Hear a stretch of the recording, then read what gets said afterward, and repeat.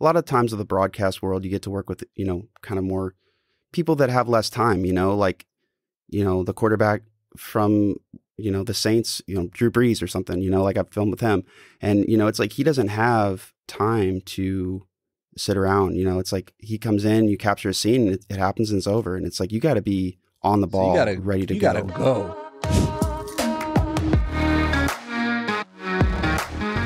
Welcome to another episode of the iFilmmaker podcast. My name is Ariel Martinez. Yes, we have a new set today. We have a new guest. We have Joel David Henricks. Awesome guy. I've worked with him once, relatively, if you count him renting my gear one time and maybe sending out a PA for him, if that counts. But I've had him. We've met at NAB also. But before I bring him on, let me read some of his accolades over here. So his work has been featured on 30 plus television stations. He's filmed at 3 Super Bowls. I'm jealous. And 10 years in the video production industry, 5 years fully self-employed as a freelancer, has DP'd for a feature-length documentary on Booker T for A&E. So Joel David Henricks, how are you, bud? I'm great, man. How are you? Good, man. What a mission trying to get this thing up and running. It's so funny. You would think that us doing what we do for a living, this should be a breeze for us. Setting up camera, doing a video conference call, but it wasn't. What a nightmare. That's always how things work, man, in our industry. But dude, so happy to have you on. How have you been?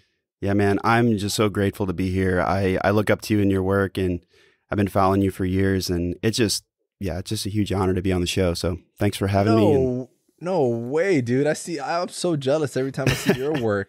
I'm like, man, this guy's doing some great stuff. I need to do more of that stuff. But no, man, it's awesome to follow your work, and it's cool that you follow mine. And I just love being able to connect and network with like-minded individuals that are doing the same work, heading in the same direction, sort of. And we could sort of learn and feed off each other, man. That's always awesome to do. And just to have conversations like this.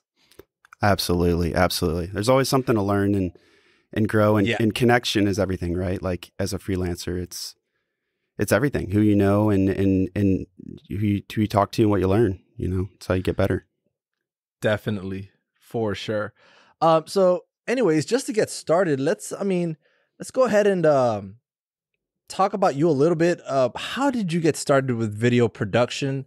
You're a director of photography. It's what you do right now. You do a lot of sit-down interviews. How did you get to where you are now? You said, you mentioned it's been 10 years. You've been in the industry for 10 years, which is almost exactly how long I've been in the industry, or at least how long since I started my business. How did you get started? What was that spark that got you going? Yeah, it was several things that got me interested into video production, right? Okay. Music was one. I was in a band, several different bands actually, and I started recording guitar and doing some audio recording. That was in 2005, 2006, and I had seen video growing up. My dad had a video camera, so I was around video, seeing him record things, and the guy down the street that lived down the street from me actually was in the news, and he always had a big news camera, and it always just really fascinated me seeing that. And so, I just had those, and as I got older, I was looking for something to do with my career. I was like, what do I do? So when I went to school, I was kind of navigating, and I don't know, it's like I knew I wanted to do communication, some of the communication degree. I'd kind of dabbled in advertising and radio, being with audio and everything with the music. And I just kind of found my way. It was like one thing led to another, it wasn't like one big thing happened. It was like these small steps that kind of made it. And then I decided to go into telecommunication and film in school, and did a bunch of news type work in that, and I actually shot in 4x3, which is crazy to think about now.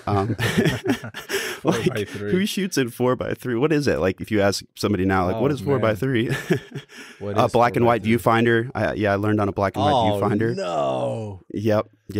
Yeah, our cameras at school were like really ancient. They were the big news cameras. It's crazy to think that people still today use black and white viewfinders. It is. They say that it's, it's better for certain things, like for sharpness, I guess, and like focusing. Sharpness and exposure, probably.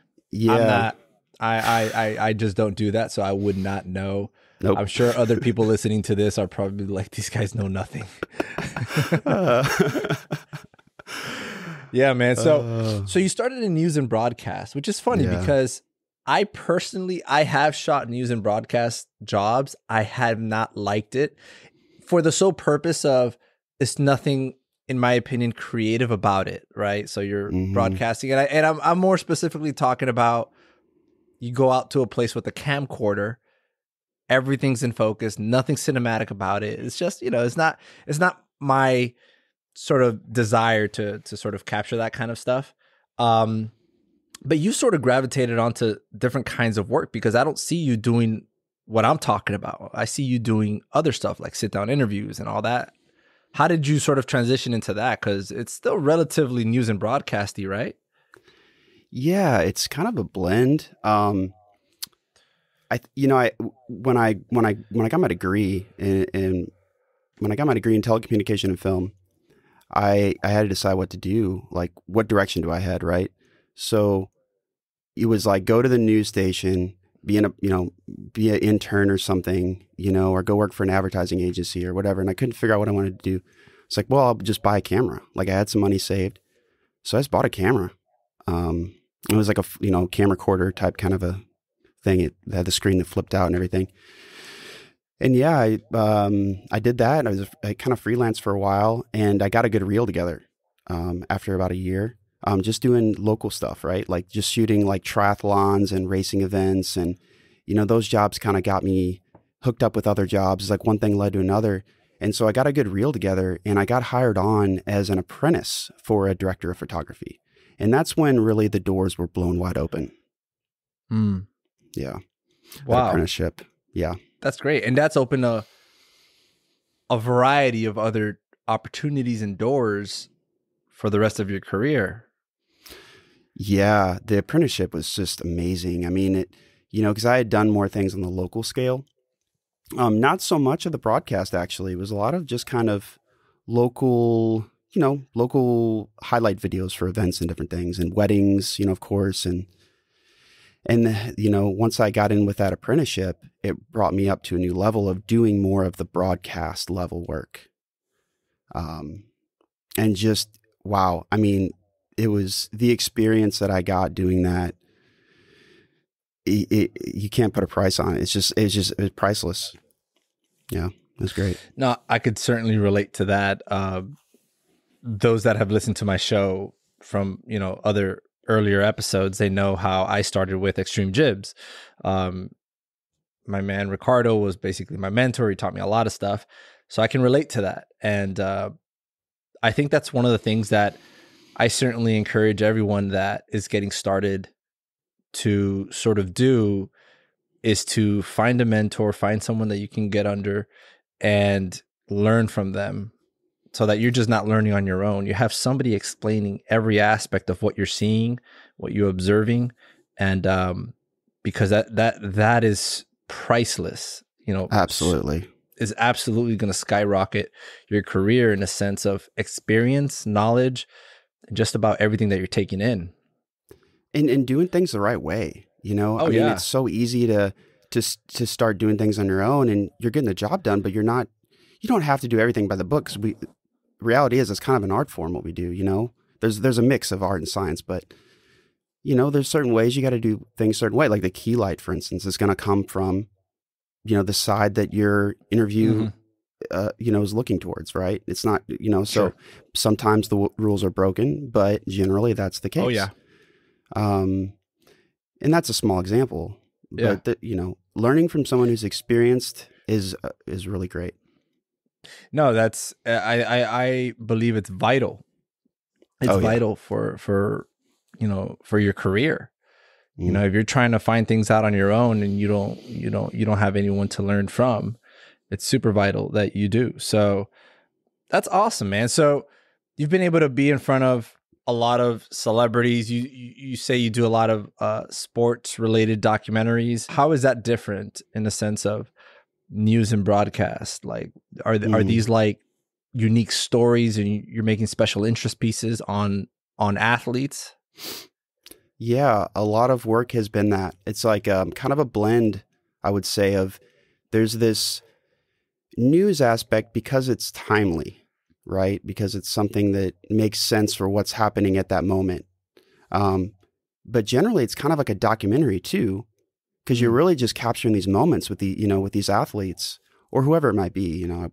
I do a lot of different documentaries, but it's like a kind of like a feature piece, a little short feature piece, and it kind of tells you a story about that person. And a lot of it's been for broadcast. Okay. Have you explored like doing, I'm sure you have done some sort of corporate work where it's not really documentary, but it's more commercial. Oh yeah, definitely. And you kept coming back to documentary, or is it like, what would you say is your preference? Yeah. I really like documentary. I really like being in the moment and capturing something that moves people. If I'm filming it and I feel moved, and I'm sitting there behind the camera like, whoa, this is really happening. I know that the audience is going to feel that too. So I really live for those moments. And that's what I like about documentaries. You don't know what's going to happen a lot of times. Right. That's the beauty of it. Wouldn't that make things a little more stressful or less stressful? How is that different? Like, so I'm thinking like, obviously in a corporate film, and I'm going based off sort of how I've shot corporate stuff, commercial stuff, you can plan, you can foresee. In documentary, it's hard to foresee, so I know I've had to sort of train myself to anticipate things that are going to happen, angles that would be ideal for me to be in for this anticipated moment, so you have to get good at that, right? Oh yeah. Anticipation is it's a lot of it, definitely. And one thing I love about it is this, it's always different in general, whether it's documentary, commercial, whatever, it's always different. It's always an adventure. Yeah. And especially, working with these athletes and people, a lot of times in the broadcast world, you get to work with, kind of more people that have less time, the quarterback from, the Saints, Drew Brees or something, like I've filmed with him. And, it's like he doesn't have time to sit around. It's like he comes in, you capture a scene, it happens and it's over. And it's like you got to be on the ball, ready to go. You got to go. Yeah. So that's interesting. I've definitely been in that experience where I had to rush. That's a good segue into gear. How does that determine the kind of equipment that you sort of use? Because you don't have all the time in the world to set up. Yeah. So I invested into a really good lens. Okay. And I found that was vital for me, with the type of work that I do. And so it's a 20 to 120 millimeter lens. And so, I have so much range of any situation I'm in to cover, right? So if I'm like backed into a wall in a room in a corner, I can go wide. And then if we're, say we're in that room and then we go outside 2 minutes later, I throw some ND on and they're, off throwing a ball or something. And then I can punch in at 120 and kind of get that medium close-up shot. And so it's kind of having that variety, because sometimes I'm one-man band, sometimes I've got 2 or 3 cameras, it depends. And just having that flexibility has been huge. What factors do you go into a shoot determining what gear to bring? Are you sometimes, you're the DP, are you providing the lighting yourself or are you hiring a grip? I often provide the lighting. Okay. I often provide lighting. Sometimes I'll bring in a gaffer, definitely grip. It just depends on the shoot. Every shoot's different. Every shoot is different. 100%. And so, I just look at the situation. I always try to get as much information as possible. It's like pulling hairs sometimes to get the information you need. Yeah, just knowing what you're getting into and thinking ahead. Man, so shooting 3 Super Bowls, incredible. I'm jealous. What is that like? What is that like from the perspective of a shooter? What was your assignment at these Super Bowls? Were they all the same? How much access did you have?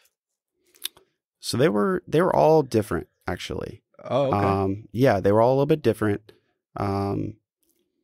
So the first Super Bowl was in New York, and it was actually like pregame, right? So we were out with like an NFL Hall of Famer running around the field before the game, and he was talking about the players and, the game and everything like that. So it was kind of like more of a broadcast setup there,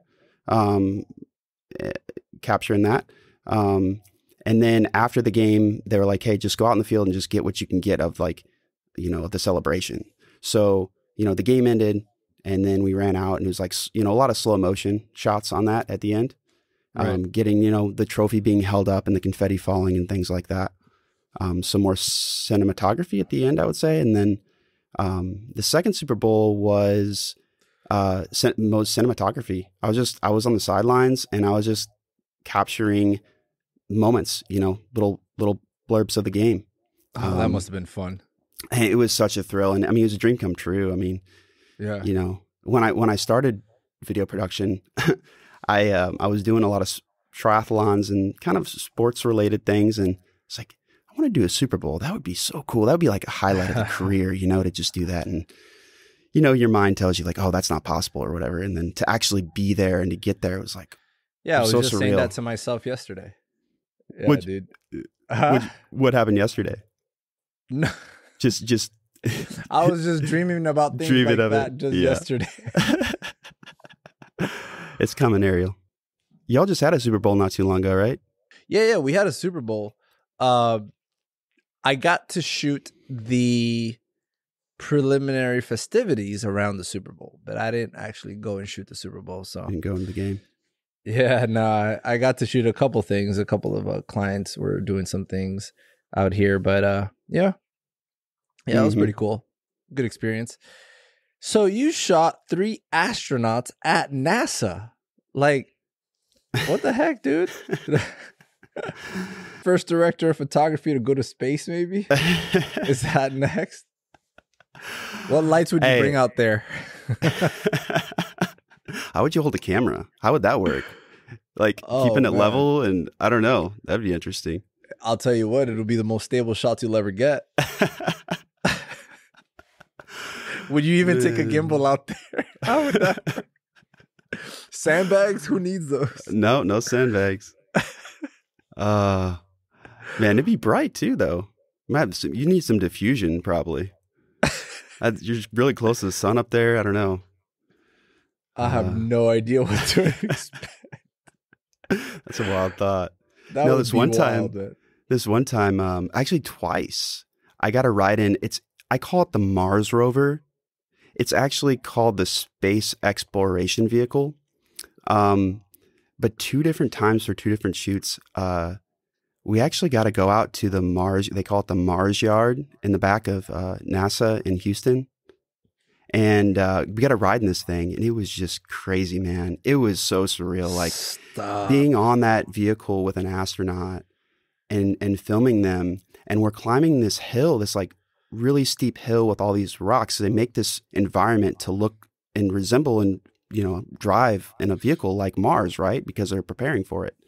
Right. And so, we're going up this hill on this vehicle that has like 8 wheels or something. I don't know how many wheels this thing has, but the wheels are all independent and have independent shocks and different things. It's wild. And we're going up like sideways, dude. Like I'm like looking at the camera, and like the hill is like going through the frame like 45 degrees. Wow. And that was so surreal to be on that vehicle with the camera, like just thinking like, what would it be like to be the first person on Mars? Right. And like really being in that situation, like that was such an eerie feeling to think about, like, wow, to be the first person on the moon, to be the first person on Mars. Like, yeah, I'm here thinking first camera op in outer space. That's a perfect tagline for the promo of this episode. I like it. Holy cow. Now, is that the same rover that actually went outer space, or is that like a practice sort of rover that they had out there? I'm pretty sure it's a practice one. Yeah, I'm sure it's a practice one. I don't remember. I'm sure it's for training. I'm sure it's for training purposes, but that's still wild, man. Yeah. I mean, any of those times, I've been to NASA, I don't know, more times than I can count. Being in Houston, there's a lot of work there, which is a blessing. It's amazing, like to go film at NASA. I mean, come on. And this one shoot, we went and we looked at lunar. It was actually the Genesis rock, which is the first moon rock, I guess, or the first one of the basically from the beginning of creation. You know, one of the oldest rocks there is. And it's like it's just wild, man, to be with these people and these environments and these things, and it just it's humbling for sure. And man, what's impressive is the amount of doors that are open in an industry like ours that people people don't know the opportunities that are available, the experiences, the adventure, the journey that you can probably find yourself in this industry. It's incredible to think about now. Yeah. And like, I mean, to do some of these things, I mean, I don't even feel like it's work sometimes. I mean, sometimes shoots are hard, of course, but it's like, gosh, going to NASA, like, I should pay you. I should be paying you for that ride in that Mars rover. All right. So Richard Branson just recently went up to space. Looks like they're going to try to make that a thing now. They're going to be taking more consumers that just want to pay. I'm pretty sure that's going to get more affordable. Let's say they approach you and say, hey, we want to make a cool promo. You're going to come up with us, take all the footage, and we're going to make a promo. What equipment do you take? How would you set that up? Man, this fun to wild. Think about. This is wild, Ariel. Man, the first cameraman in space. You know, I guess you'd have to ask a lot of questions to start with. You know, you'd have to ask them, you know, how much space, you know, do I have room to bring anything? Would be the first question. You know, what could I bring? Like, can I? I don't know. Yeah, I mean, it would depend on the project. It would depend on what there's, you know, where's the end product going to be? Where's it going to be aired? You know, what kind of glass, you know, do I want really nice glass?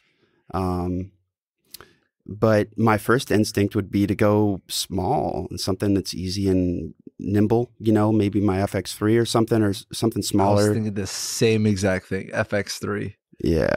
For this. I mean, it's such a solid camera and being so portable, compact. With a pretty budget, you know, something that you can probably I don't even know. It'd be interesting to find out if you could like rig something up onto corners or something like that. I wouldn't know what that whole thing would look like. That's such a bizarre project to think about. You know? It really is. It really is. Because I mean, well, I'm sure NASA's filmed up there. Obviously, there's plenty of footage.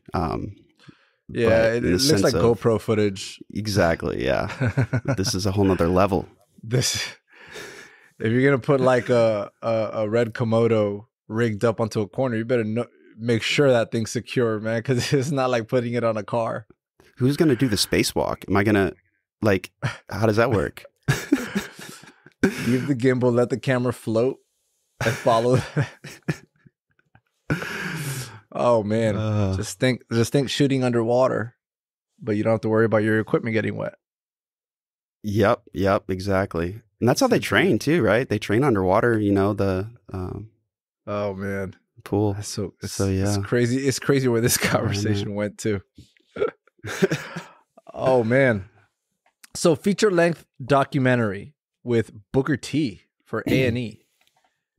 You DP'd for this? I did. Mm-hmm. How was that? Yeah, that was really cool. So it was a historical doc. So there was a lot of historical footage. We did a lot of interviews for that. You know, interviewed his wife. We interviewed Booker, obviously, his brother, and different people, and then just following Booker around to different areas and getting a sense of his life. And man, he had a rough life, man. I mean, it's amazing to hear his story. going to different parts of Houston, because he was in jail and different things. I mean, so we went to some of these areas in Houston and kind of got his, thoughts and feelings about that area growing up, and, used to be on the corner, all the craziness that goes along with the lifestyle he was living. And so did that, and then got to go and ride with him in his convertible. I don't know what kind of car it was. It was a small little car. It was so cool. This small little convertible, and we were just driving around his old hood and just getting his, and now, like I said, those are the moments where it's like, there's no retakes. Like, this is just a moment. We're capturing it. This is what happens. You get what you get. And, so we did that. And then we got these little pieces around town. We got a bunch of interviews, and then we got a lot of specialty as well.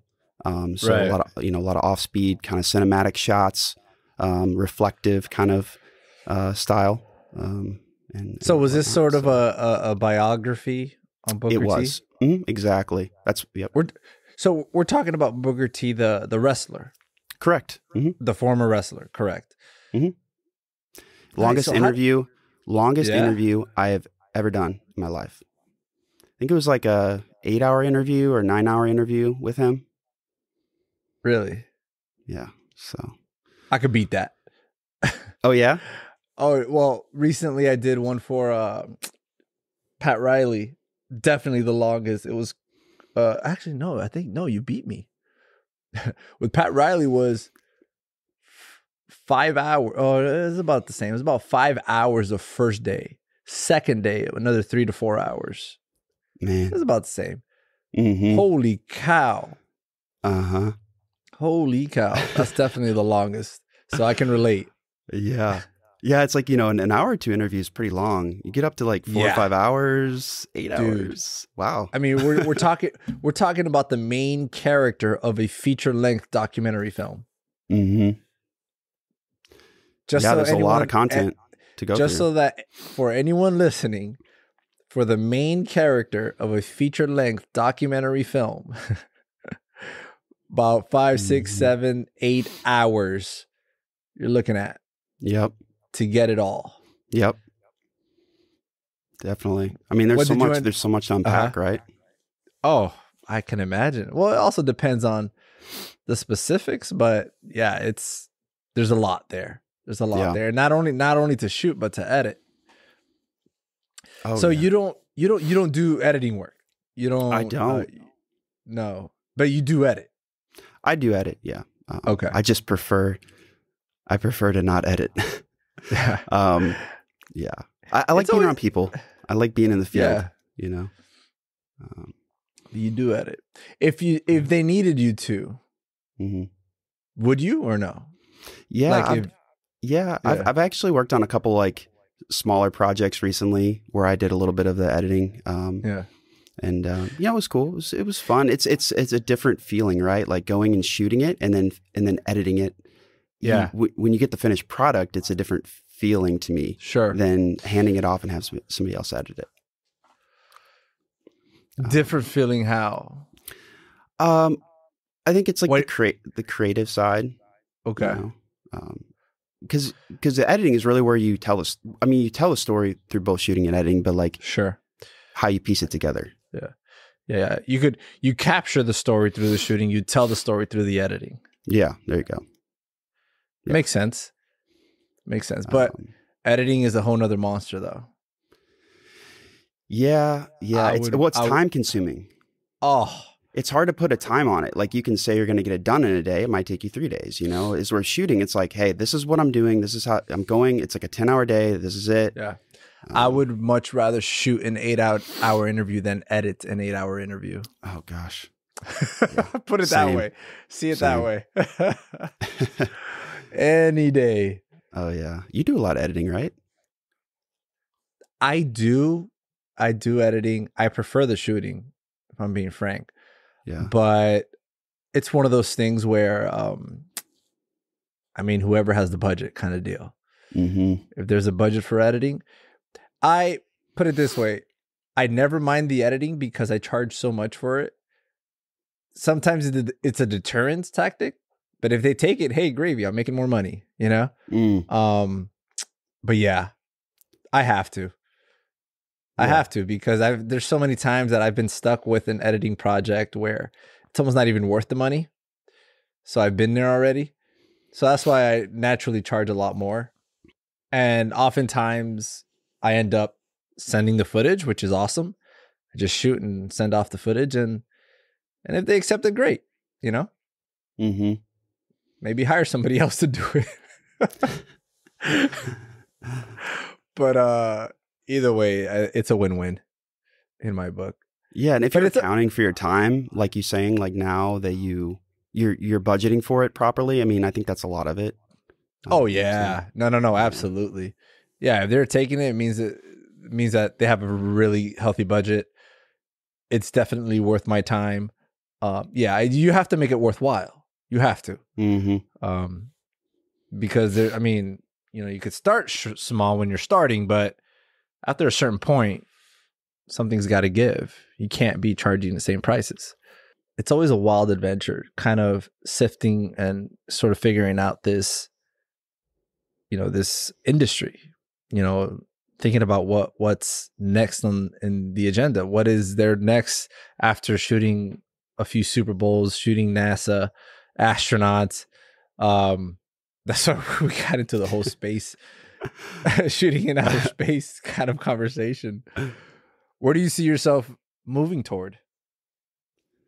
Yeah. Or that's a have good you even question. thought about that? That's something that I think that, a lot of people, they're pretty happy, or they're probably just too busy to even have thought about, what am I going to do in the next 5 to 10 years? Because we're that's a good freelancers, but question. we're also business owners. Mm-hmm. And even business owners have goals for their businesses. Mm-hmm. I know that I don't want to be hustling the way that I was hustling 5 years ago when I'm 50, because it gets tiring. Yep. Yeah, it's very labor intensive, right? Oh, very, very labor intensive, and things like retirement is something that as freelancers, we have to think about, Definitely. Yeah, I think that's really been hitting me actually recently. This year is like the reality of that, right? Oh yeah. The retirement and thinking ahead and scaling, and Yeah. yeah. No, it's just I'm just bringing up stuff that I've been looking into. Don't know if you've been there, or you've just been too damn busy, as I have sometimes, and there's just some seasons where there's nothing else I could possibly think about than work at the moment. Mm-hmm. I've had those, but it's always something to think about. Yeah, and I think directing is very, very appealing to me, because I do love video production. I love storytelling and filmmaking. So I think it's like diving deeper into the storytelling aspect of like how do we and like maybe more personal content that I could potentially market, or find somebody to buy into it or something. I've been working on a personal nature documentary, so that's been a crazy adventure, which has taught me a ton. And so as far as storytelling goes, at least. That's awesome. You're working on your own passion projects. Yeah, for sure. So yeah, I mean, I think directing, storytelling. That's cool. Like at a certain point, like you're not going to be the guy showing up with all the equipment. Like you have people to do that. Yeah, it's been busy though. It's just been, it's like, as you get a breath of air, and then it's like all of a sudden it's like busy again. And so it's just finding the time in between to manifest that. And you gotta anticipate the seasons. Mm-hmm. So it gets easier as the longer we do this. Yeah. I just threw that one in there, whether you were ready for that question or not. It's definitely a valid question. I mean, yeah, it's something we should all be thinking about. If you're a freelancer out there, you should be definitely thinking like, how does this sustain, I mean, not just for the next 6 months or a year, but down the road. 10, 15, 20 years. Mm-hmm. I mean, it'd be ideal to, I know it's easy to get caught up in the hustle that is going on right now, which is awesome. you want to do that, make sure that you're taking care of business now, but maybe have one eye toward the future, you know, to see, at least explore some different options as to what you're going to be doing later on. Because I know my back is not going to be strong forever. It's going to get weaker and weaker. Better do that core work. Yeah. Keep doing that core work. Yeah, man. You got to keep working out. You got an easy rig, right? I'm sorry? You have an easy rig, right? I do. Yeah. That was a game changer for me. I would not be shooting on this 20-120 without that easy rig. No way. Yeah. No way. Yeah, you'll break your back easy. Does you help. can be as strong as you want, man, but after 10 minutes holding that thing, you want to put it down without an easy rig. Yeah. Yeah, I've done full interviews, like 1.5 hours long. Even on an easy rig, that's tiring. Oh yeah. That's tiring. For like 1.5 hours long because the client wanted it handheld. Wow. Wow. So even things like breathing, I got to be careful with because it moves the camera. I make sure to breathe when they're not talking. Right. Oh man, that's a rough one. It's interesting too, like when you put down the camera, like, because when you're shooting, you know, you're thinking about so many different things from the camera perspective, right? And like I was saying, like maybe getting into directing or something, like when you pull away and you don't have the camera and you can look at something, you know, and you can really see it. Oh, it's really appealing to me. That's kind of cool because it's like then you can start to break into like how do I tell? I don't know. This is a different creativity to it. Definitely. Dude, well, this was an awesome, I think, insightful episode, man. Thanks so much for coming on and sharing your career with us, dropping some knowledge over here and your experiences. I think it's definitely helping others to hear what director of photography, operators, people that just sort of do what we do, sort of discuss and just share what we know and what we've been through. And so I appreciate you coming on and sharing what you've been through. Thank you, man. It's been a pleasure. Thanks for having me on. Definitely. What are some what's your website? Where can people find your work? Yeah, so joeldavidproductions.com will send you to my website. I've got my reel on there. Some work examples as well, my gear. And then my Instagram is jdp.video. Very nice. We'll be putting all those links in the descriptions down below, whether you're watching this on YouTube or listening to this on iTunes or any other podcasting platform. Thank you guys for listening. Joel, thanks for stopping by.